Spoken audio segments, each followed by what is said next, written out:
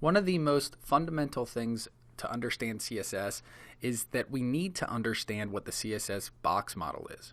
And essentially this is going to be the way that we structure our web pages and how we get certain things to fit where they need to fit and how we accomplish specific layouts. Now when you think of an individual HTML element, you can always think of it as its own box. And we're going to use our box model, or the padding, the border, and the margin, to make sure that things are lined up correctly as their own individual boxes, interacting and lining up next to other boxes. So let's go ahead and start in the center here. Now we start with our content, and obviously this is going to be the text or our image within our website. And within our content we can specify how big we want the box to be in height and in width. Now just outside of this we have what's called the padding, and this is going to denote or clear a space around our content. Now we don't actually see this space, it's going to be completely transparent or invisible. Now just outside of our padding we have a border. Now of course a border is completely optional, we may want to use it, we may not, but this is also going to be something that we can actually see, and we can specify how big we want this border to be. Now on top of our border, or just outside of our border, we have our margin.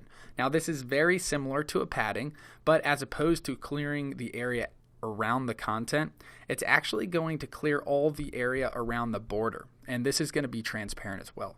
So if you're confused at all about what I'm saying, and it's very, very likely that you are, we're going to go ahead and start playing around with this. And as we move forward into our very first project in the next couple of lectures, you're going to learn exactly what I'm talking about when I'm referring to margins and when I'm referring to paddings.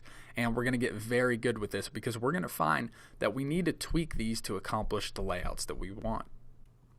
Now before we move on, let's go back into our brackets folder, or back into our project, and let's start playing around with our padding, our border, and our margins. Let's go ahead and once again clear some of this content and start with a fresh new page. So I'm going to clear all the content within our body tags here, and let's just create a couple divs here and give these some IDs. So I'm going to go div ID, and let's give this a name of div1 just because it's our first div. And let's go ahead and close this out, and then within this div we're going to create a new div. Let's give this div a name, or sorry, an ID of div2. Alrighty, and then below our div1 let's go ahead and give this a new div, so div ID, and let's call this one div3.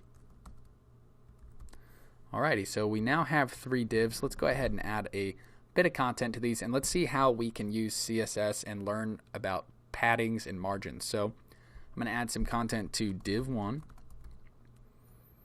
Actually, you know what? Let's leave these empty. We don't need content because we're going to use CSS, some colors, and some sizes to see what these actually look like. So with div1, div2, and div3, let's go into our style.css, and we're actually going to just get rid of all the styles we've had thus far. And let's start by styling div1. So I'm going to, oops, sorry about that, start styling here. And let's give, I believe that is div1. Let me see if I spelled it. Div1, yes. Alright, so let's give div1 a background color. And we're going to give it a background color of, we'll do black, so we can see things.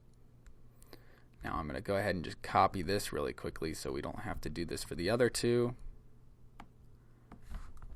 Let's do div3, and we're going to give these each their own individual background color. We'll do red here, and then how about some sort of blue here.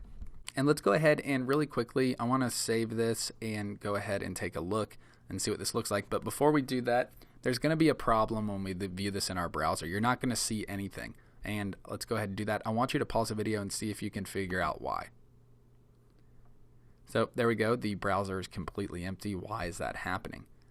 Well, obviously we have these divs with these background colors, but there's nothing in there. So when we have nothing inside our div, it's not going to have any content, meaning the height of the div is actually going to remain at 0. So one thing we could do is we could just put some content in here, or what we could do is we can give each one of these a height.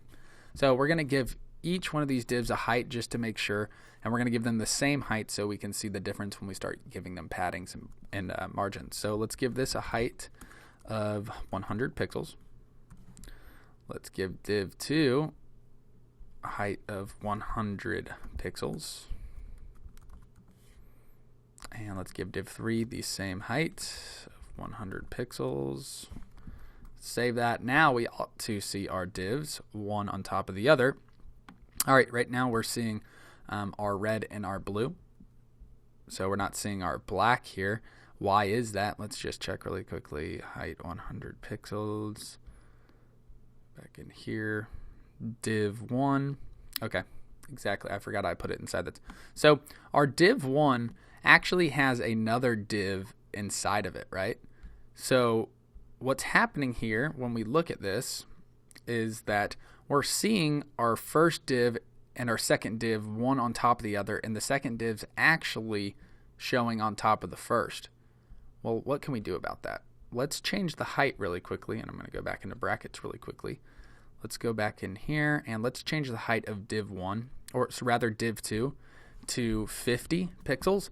This way, we should see both. Now, when we refresh this, yep, we'll see that this is 50 and 50. Now, why are we seeing what we're seeing? Well, we have our first div, which is 100. And if we were to pick this second div, this red one, up and move it, we'd see that the black is actually the same size as this blue. Now, this is a great example of seeing how a div within a div is going to sit exactly on top.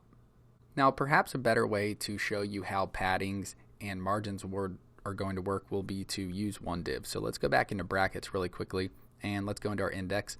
And I want to delete our div 1, our div 3, and our div 2. So I'm going to delete div 3, and I'm going to delete div 2. Now inside div 1, we're going to give this an h1. Let's give it an h1 tag, and let's just call this div 1. Let's go ahead and save that, and let's go into our styles. We can go ahead and get rid of div 3, div 2. And we're also going to get rid of the height because I want it to naturally fill up the entire space of the div. So all we're going to do is keep the black background. And when we look at this, we should see, and we're not seeing, our div 1 right here. Now, it's not showing up because obviously it's a black color by default, but we can simply change the font color by using color. And we're going to change this to pound FFFFF, or you can say 6, and hit save. There, now we'll be able to see exactly what our div 1 looks like. And this will show us a little bit more about the height. So we have our content, and if you recall the box model, we have our content right here. And essentially, with the background in place, we can see exactly what this div, quote, box looks like, right? So it's essentially moving and it's moving up in height to accommodate the space for our div 1 title. Now, if this title wasn't here, then it's obviously going to be invisible. Now, if div 1 or if this h1 title was a lot taller, our box would go a lot higher and would be a lot taller. So let's go ahead and play around with our padding. If you recall, the padding is the space around our content.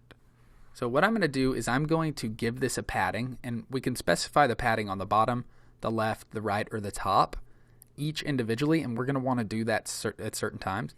But for now, we're going to do just a padding, and this is going to apply the same padding to the top, left, right, and bottom. And we're going to give this a padding of something big. Let's do 200 pixels. And let's save this.